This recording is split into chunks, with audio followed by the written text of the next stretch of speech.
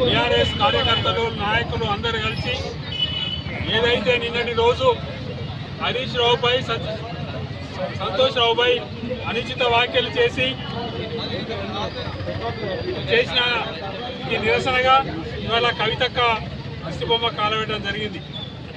కవితక్క బీజేపీకి అమ్ముడు పోయి బీజేపీ నాయకులు ఆడించినట్టుగా ఇక్కడ ఉన్నటువంటి రాష్ట్ర నాయకత్వం ఏది చెప్తే అది చేయడం, ఆమెపై ఉన్నటువంటి కేసులు మాఫీ చేసుకోవడం కోసం, ఆమె రాజకీయ భవిష్యత్తు కోసం ఇవాళ టీఆర్ఎస్లో ఉన్నటువంటి బీఆర్ఎస్లో ఉన్నటువంటి నాయకులను కించపరిచే విధంగా మాట్లాడడం జరుగుతుంది. ఇన్ని రోజులు ఒక నాయకులను మాట్లాడితే కవిత ఇప్పటికైనా గుర్తుపెట్టుకో, మీ నాన్న గురించి కూడా మాట్లాడినట్టు ఉంటుంది. కాబట్టి పార్టీ అంటేనే కేసీఆర్ అంటేనే పార్టీ. కాబట్టి పార్టీని ఏ విధంగా మీరు కించపరిచే విధంగా మాట్లాడినా బీఆర్ఎస్ కార్యకర్తలు ఉపేక్షించారు. నిన్ను ఊర్లలో కూడా తిరగనేయకుండా అడ్డుకుంటారని చెప్పి ఇది ఫస్ట్ వార్నింగ్గా ఖబర్దార్ అందుకుంటూ ముగిస్తున్నాం. జై తెలంగాణ.